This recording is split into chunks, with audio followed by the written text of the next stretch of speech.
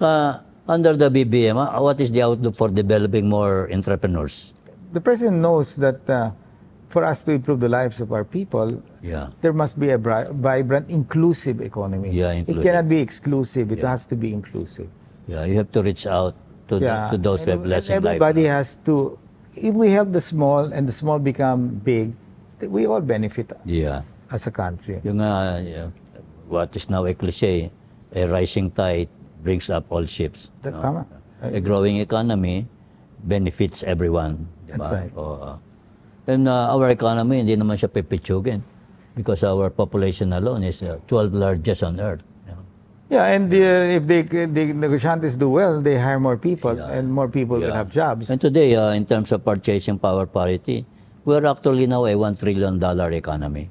Formally, in terms of nominal income, each Filipino has a per capita income of $3,500.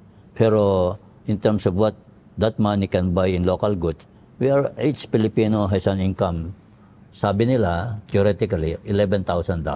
Malaki yun And remember, That's almost $1,000 a month. there's still a lot of jobs being generated overseas. So you see Filipinos moving here. You generate more jobs here. So the more jobs that are created, wages will go up.